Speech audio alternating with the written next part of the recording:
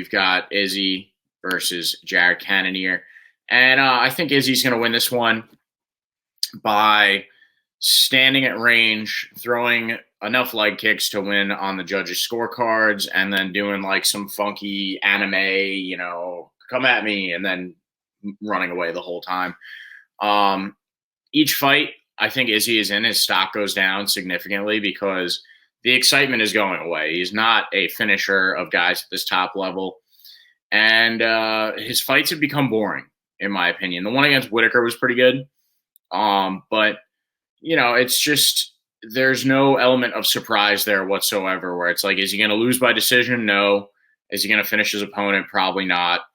Jared Cannonier, I think, has a better chance of finishing Izzy this weekend than Izzy does of finishing him because he's got such heavy hands. And, he's one of the biggest middleweights in the division. He's so huge. And I would like to know how much he weighs after he cuts weight down. But, I think it's going to be a clear-cut Izzy win, but I just think it's going to be retreating and staying at range and throwing, just enough strikes to win on somebody's scorecard. And, Jared Cannonier is going to have to go in there, and his best path to victory is to try and, do a Francis Ngannou nuclear option, go run in there the way that he did against Jairzinho Rosenstrike and windmill, at which point I think that Izzy could maybe catch him with something. But both of these guys are too smart. Izzy's just smarter, rangier, and, he's better at using all four of his limbs, whereas Jared Cannonier really relies heavily on his hands. I think the last fight should be the main event, but they're still trying to market Izzy while he's, something to be marketed. But yeah, I think if this goes to another, I'll enjoy it, but I think for a lot of people out there, if this goes to a decision that isn't a particularly exciting fight or doesn't end in exciting fashion, his stock with the public is going to go down.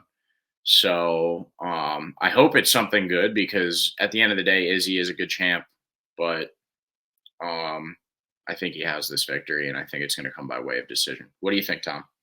Yeah, it's interesting because Jared Cannonier has a really, really good chin.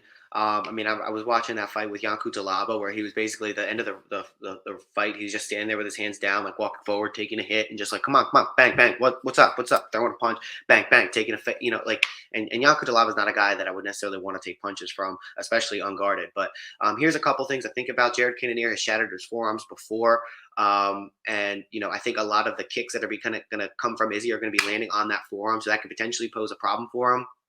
I think Izzy really needs to finish here because, like you said, his last few fights have been boring. I think he needs to do something to put that staple and put that like juice back into his name and really hype himself back up again because, people have short memories. And when you have 1, 2, 3, kind of lackluster fights in a row, they kind of forget about like the mystique that made Izzy so exciting and the style bender. We've also seen Jared Cannonier compare Izzy to Doctor Strange because he bends time and space. It's like, oh, okay, you don't want to hear that. Like, oh, yeah, my competition is basically Doctor Strange. He's basically a superhero with how he can manage his distance and space. It's like, ooh, that's not a good mentality to be starting from if you're the killer gorilla. I like what Izzy's been saying about the belt, where he's like, yeah, the belt's cool, but it's just a representation of what I'm doing. I don't give a shit about the belt. I want to go out there. I want to fight for legacy. I want to have knockout, crazy KOs. I'm going to go back up to 205 and I'm going to win there. I'm working on that simultaneously. Like, I just like Izzy's mentality a little bit more compared to Jared Cannonier's mentality. Izzy's got really good leg kicks. He's going to have the range here against Jared Cannonier. And then the other thing, too, is Cannonier is 38 years old.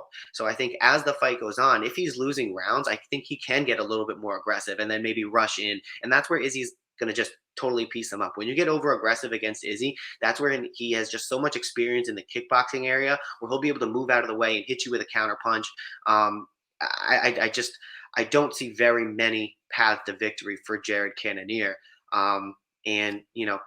Jared gets touched too. He kind of got dropped to a knee by Derek Brunson too, and that happened early. Like, I know that he went and he finished Derek Brunson in like a very vicious manner, but the fact that he was getting touched by Derek Brunson doesn't spell a lot of positives for him against Israel Adesanya.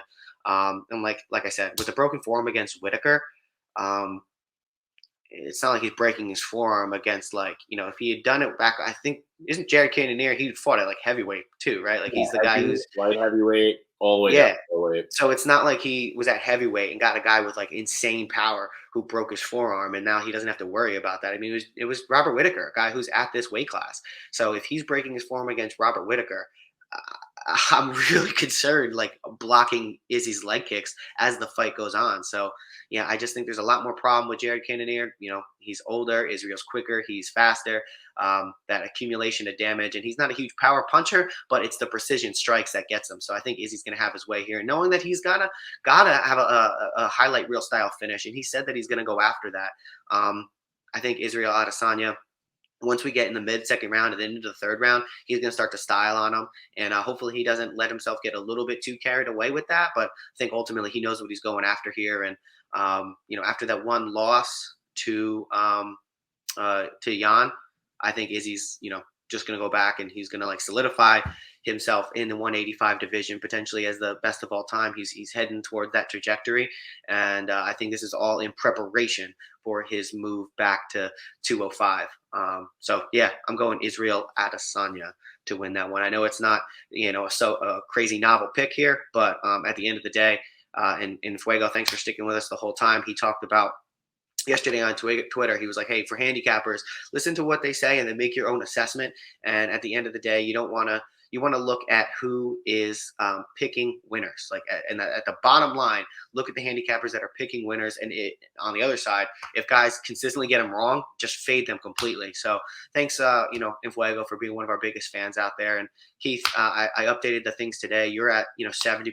I'm at 74, like 0.2 or something. So we have a strategy and it's been working so far, knock on wood. But yeah, going to go with Israel Adesanya. And speaking of our picks, you want to hop into the rundown? Yeah, let's do it. All right. Let me get the music rolling for us here.